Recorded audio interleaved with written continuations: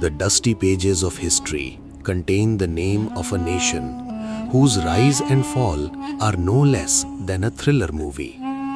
They were the descendants of the prophets, the beloved of Allah, for whom heavenly food would descend from the sky, and for whom the Creator Himself would make the huge waves of the sea stand still like rocks. Who are these Bani Israel? Why has Allah repeatedly told us about this one nation in hundreds of verses of the Quran? Today, we will not dive into an ordinary story, but into an epic analysis starting from verse 40 of Surah Al-Baqarah, where the greatness of this nation, their extreme disobedience, and their terrible future in the end times will be revealed. The story begins about 3,500 years ago, when Allah says, "O children of Israel." Who is He actually calling? Israel is not the name of a country. It was the title of Allah's beloved prophet, Jacob, peace be upon him, in Hebrew, which means servant of Allah. The descendants of Jacob, peace be upon him's 12 children are known in history as the 12 tribes or children of Israel. Allah gave this nation superiority over the world of that time. He sent thousands of prophets from among them.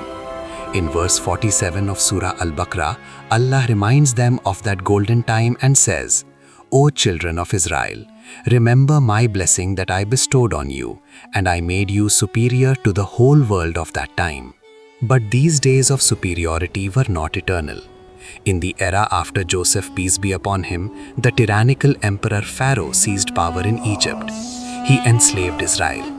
According to the Quran, Pharaoh was one of the most brutal rulers in history. He used to slit the throats of every newborn son of the children of Israel out of fear of a divine prophecy, and kept the girls alive to be used as slaves. Imagine the scene of crime when the cries of children came from every house. It was during that dark time that Allah implemented His special plan. The savior of the children of Israel, Moses, peace be upon him, grew up in Pharaoh's palace. When Moses, peace be upon him, was leaving Egypt with his people, Pharaoh's vast, well-equipped army was behind him.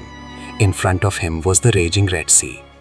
Just when the children of Israel were about to die, Allah commanded, "O Moses, strike the sea with your staff." In 1271, the sea split into 12 parts in a matter of seconds. The huge waves of salty water stood like a wall of mountains. Allah says, "And remember when we divided the sea for you and drowned the people of Pharaoh." When the children of Israel reached the other side safely, in the blink of an eye, that wall of water collapsed on Pharaoh. A vast empire of pride and arrogance merged into the blue salty water of the sea. Even after witnessing such a great miracle, were the children of Israel grateful? No. A few days after crossing the sea, they demanded that Moses, peace be upon him, make an idol for them.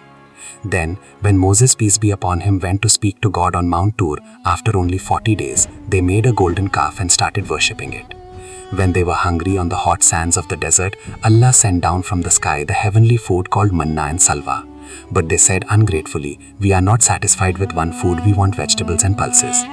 This continuous disobedience of theirs became the cause of Allah's anger. Allah ordered them to enter the Holy Land, but they retreated in fear and said, "O Moses, you and your Lord go and fight, we will sit here." As punishment for this extreme disobedience, Allah made them wander in the desert for 40 years. They wandered in one place, but could not get out. In the words of the Quran, their hearts became harder than stone. They became a cursed nation due to their repeated killing of Allah's prophets and changing the verses of the book. This story of the children of Israel is not just a story from the past. It is a great warning for the Muslim Ummah today. According to the Hadith, when the Dajjal comes in the end times, a large part of the children of Israel will follow him, considering him their Messiah. But Allah's judgment is inevitable. Jesus, peace be upon him, will return to earth and defeat the Dajjal. Then the truth will be revealed to the children of Israel. The history of the children of Israel teaches us that it is not enough to be a descendant of a prophet or to claim righteousness. Without complete obedience and gratitude to Allah, even the best of nations are thrown into the dustbin of history.